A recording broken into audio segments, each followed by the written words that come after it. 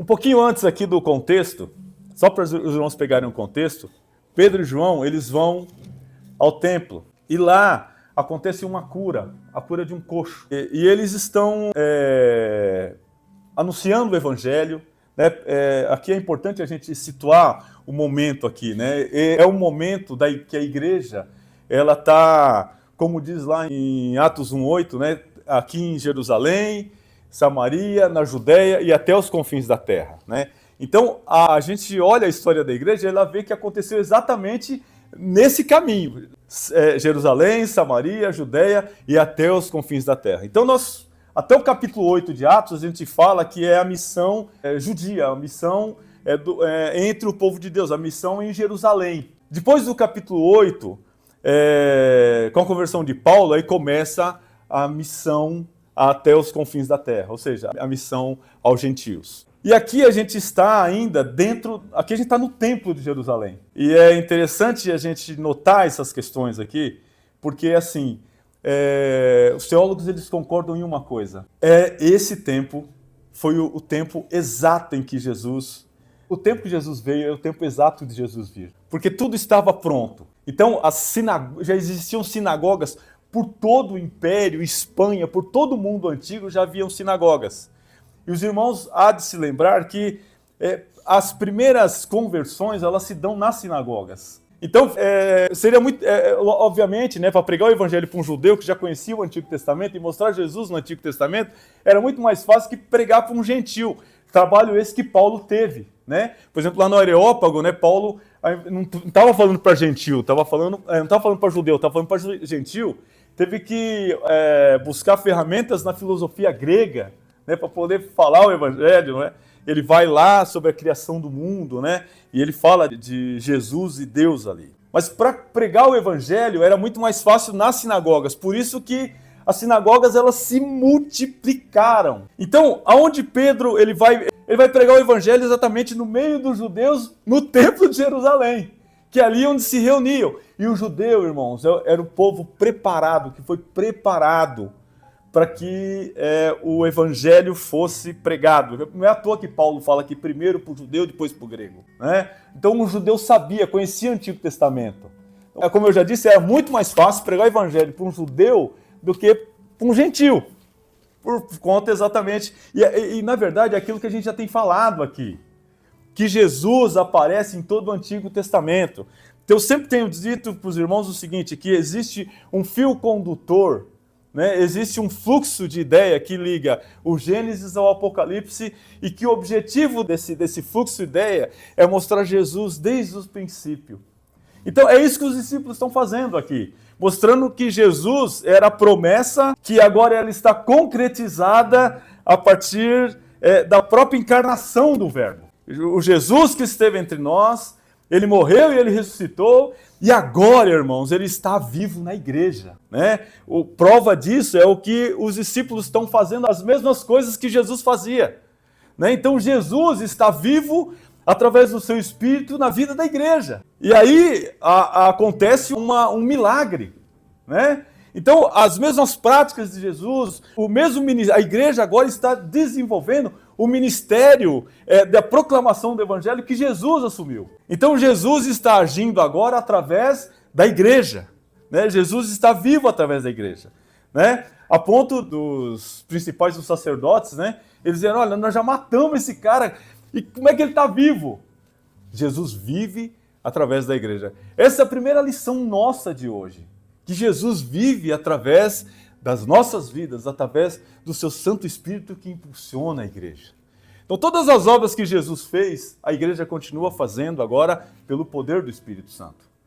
Então veja que o pastor Fernando falou de Atos 2 e a descida do Espírito Santo, né? O Espírito Santo agora tem um livrinho chamado Espírito Santo Fundador de Comunidades, né?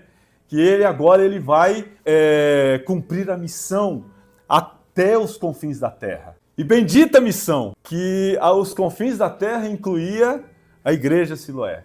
E Jesus continua agindo através da igreja de Atos, da igreja de Antioquia e da igreja Siloé agora, né? Jesus continua vivo, Jesus continua agindo, Jesus continua fazendo os milagres, embora, né, a gente tem que observar o seguinte, que os milagres aqui, irmãos, eles eram autenticação da mensagem do Evangelho. Pode ver que existe aqui um padrão. O Evangelho é pregado, o Espírito autentica essa mensagem através dos milagres e acontece a perseguição. Aliás, estava lendo o John Stott hoje de manhã, John Stott recomenda a leitura de Atos paralelo com o Apocalipse. Né? Engraçado, fizemos uma boa escolha então, Adriano, pelo menos na visão do Stott, né? Fizemos uma boa escolha. Então ele recomenda, né, que Atos seja lido junto com o Apocalipse, né?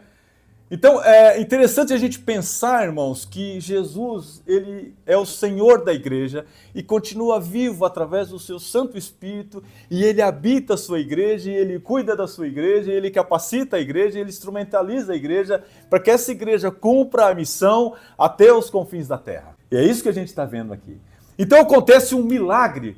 Pedro prega o evangelho, o Espírito autentica a mensagem do evangelho com um milagre. Eles veem os sinais e os prodígios que os discípulos fazem e eles creem em Cristo ressuscitado. Eles creem nessa mensagem. Mas isso dá um grande problema, né? Aqui a gente lê do capítulo 1 até o 4, que eles ficaram, o verso 2, ele diz assim que, verso 1, falavam eles ainda ao povo quando sobreviveram os sacerdotes, o capitão do templo e os saduceus, e ressentidos por ensinarem a respeito de Jesus Cristo e a ressurreição de dentre os mortos. Irmãos, pensa bem o que esses discípulos estão fazendo aqui. Eles estão indo contra a religião que já era estabelecida desde Moisés.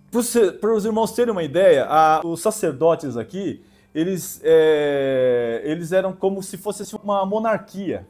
Os filhos, só eram as famílias que eram famílias sacerdotais. Ninguém mais poderia ser sacerdote, a não ser aquelas famílias.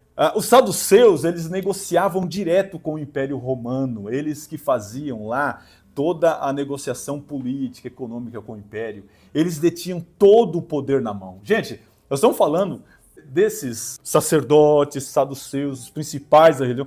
Eles que fizeram um tribunal, julgaram Jesus, eles só não crucificaram, mas eles deram o veredito. Eles pediram para que Roma crucificasse. Então nós estamos falando de gente muito poderosa aqui, de gente que tinha todo o poder nas mãos, e agora Pedro e João se vê preso por essa gente que matou Jesus. E aí o texto segue dizendo que eles prenderam, recolheram ao cárcere no dia seguinte, porque já era tarde, não tinha mais tempo de reunir o sinédrio, mas eles deixaram para outro dia, e isso significa que os discípulos ficaram presos durante uma noite inteira, e depois, no outro dia, eles vão questionar esses discípulos. E no dia seguinte, e outro detalhe, né? Muitos, porém, dos que ouviram a palavra, aceitaram, e subindo o número de homens de quase 5.000. Então, irmãos, independente de quem quer que seja, o evangelho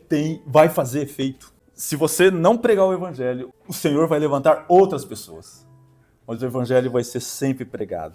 Independente a despeito de mim, mas o evangelho vai ser pregado e as pessoas vão se converter.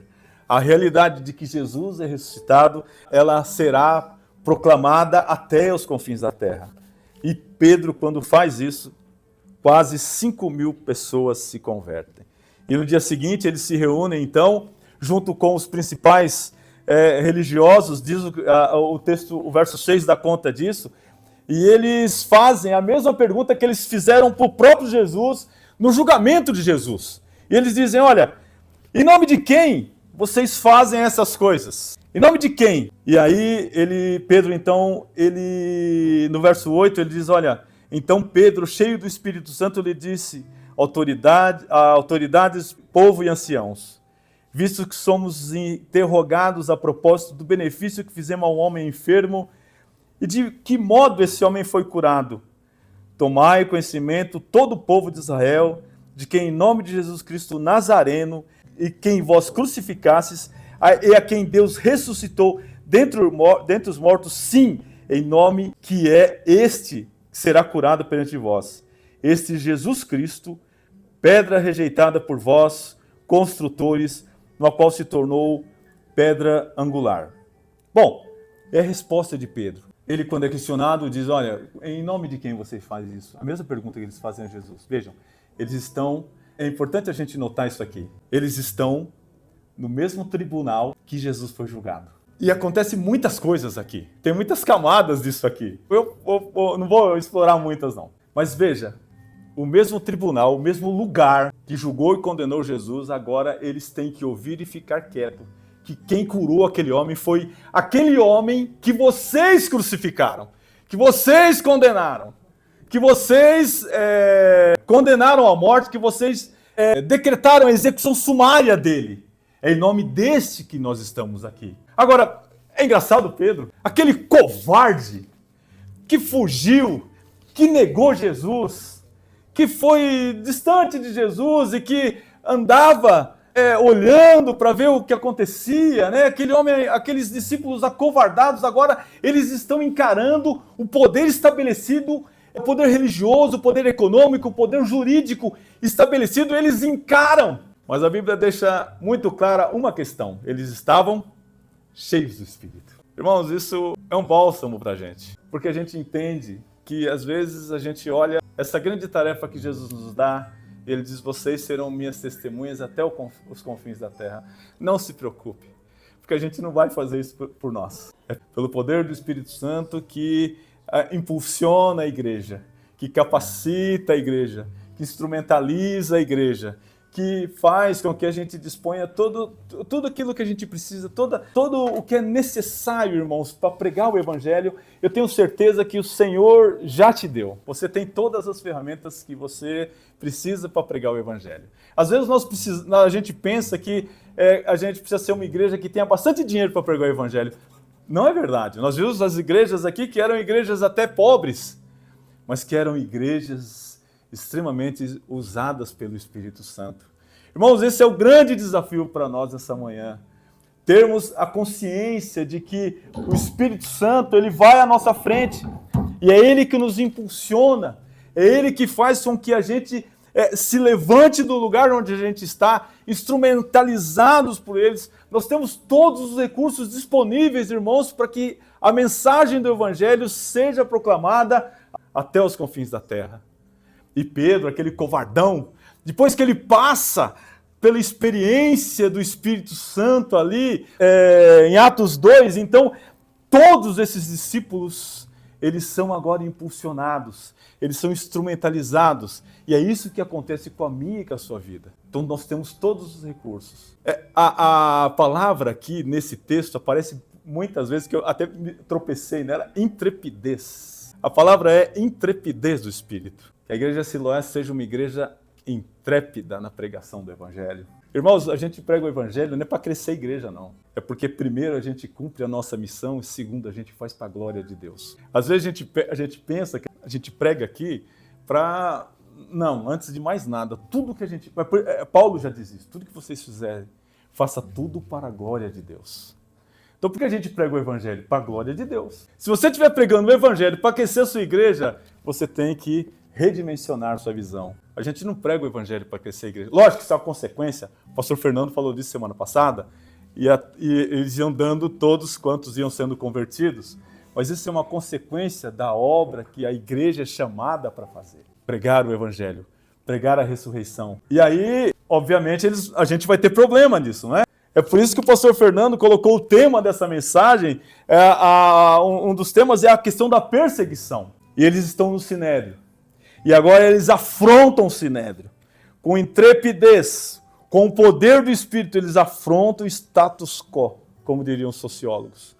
Eles afrontam aqueles poderes. Todos os poderes estão diante dele, mas eles, pelo poder do Espírito, eles afrontam o poder político, o poder religioso, o poder econômico, todos os poderes ali, aqueles dois discípulos estão afrontando. E o texto segue dizendo que este Jesus, que é a pedra rejeitada por vós, construtores, a qual se tornou a pedra angular, e aí ele cita o Salmo 102, né? Veja que Pedro está começando a ler a Bíblia igual Jesus. Ele está citando aqui os Salmos, né? O pastor Fernando falou semana passada sobre isso, né? Sobre que o sermão, Pedro citando os profetas, a lei, os Salmos, ele falava sobre Jesus, e aí Veja que Pedro aprendeu a ler a Bíblia igual Jesus lia, olhando para o Antigo Testamento e vendo a realidade de hoje.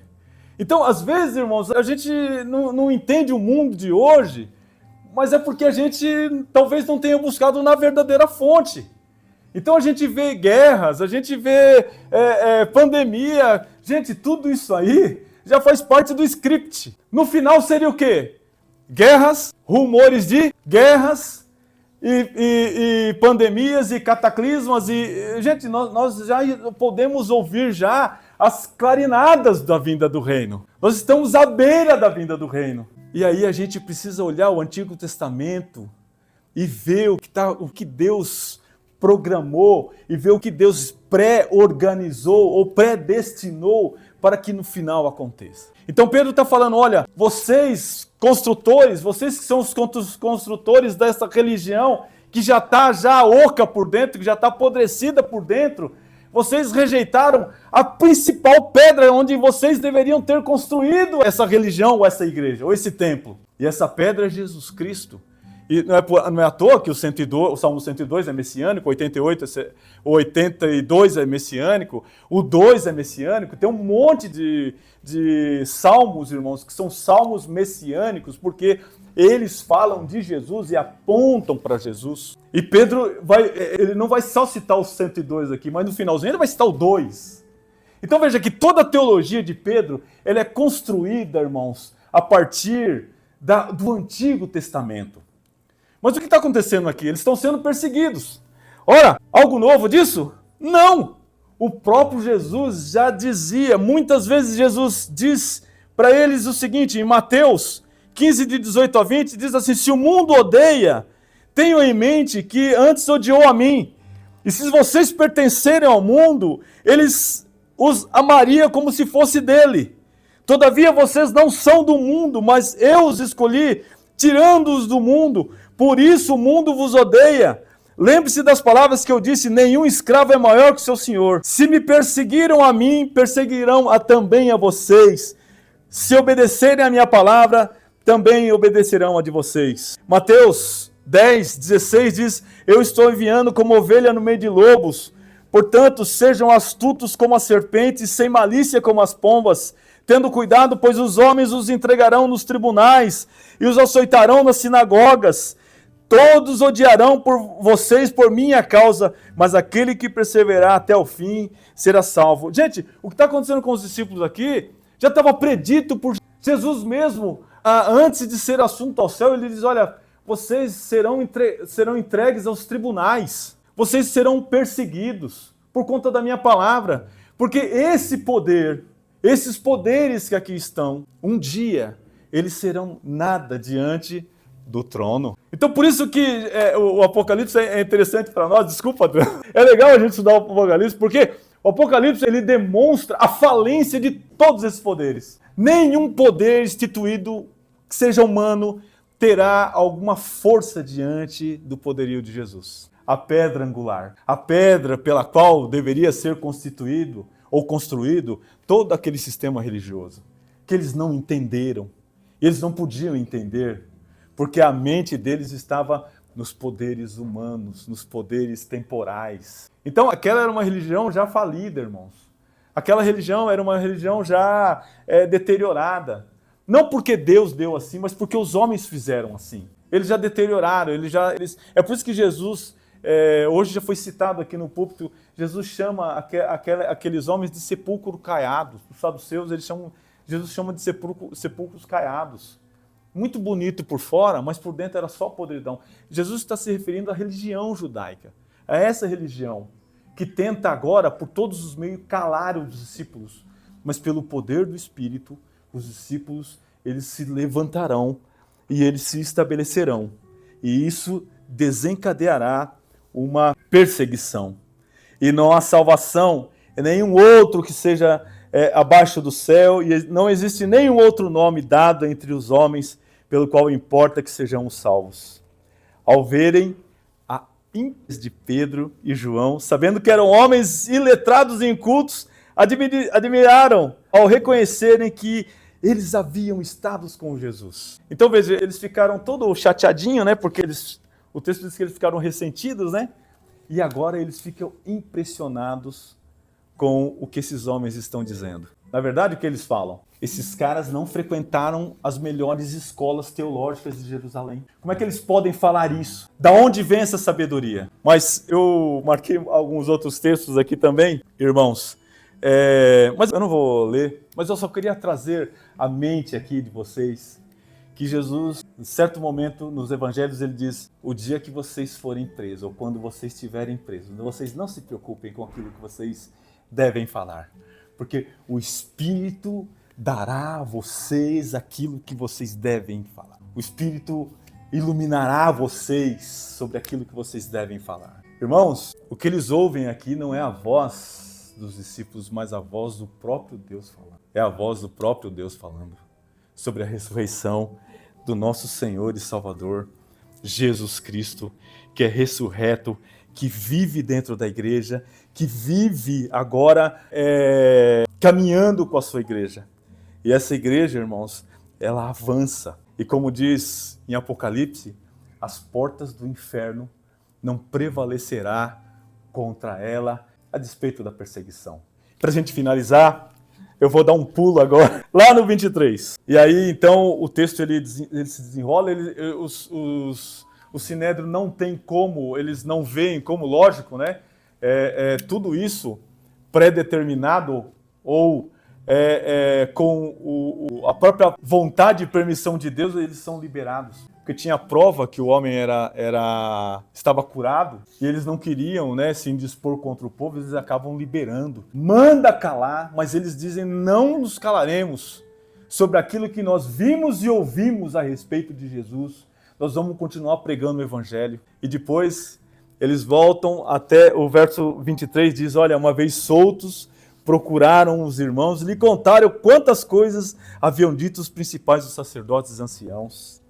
E ouvindo isto, unânimes levantaram a voz e disseram: aqui, irmãos, demonstra que a igreja sabia exatamente quem é Deus. Esse texto ele revela que a igreja, que aqueles irmãos sabia quem era Deus. Por que é importante para a gente saber isso, irmãos? Porque quanto mais eu conheço a respeito de quem é Deus, mais eu conheço quem eu sou. Você quer descobrir quem você é? Então, conheça a Deus.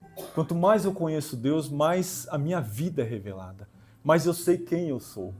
Então eles começam dizendo o seguinte, disseram: tu, soberano Senhor. Deus é o Deus soberano. E o texto segue dizendo que criou o céu e a terra e o mar e tudo que nele há. Então veja, eles sabem da grandeza de Deus. Eles conhecem Deus.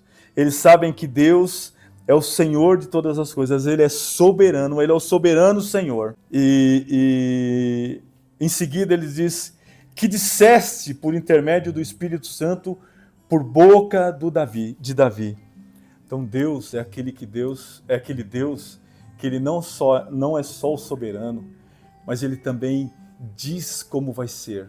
É um Deus que ele organiza, é um Deus que é um Deus que a palavra dele é dita e ela é cumprida.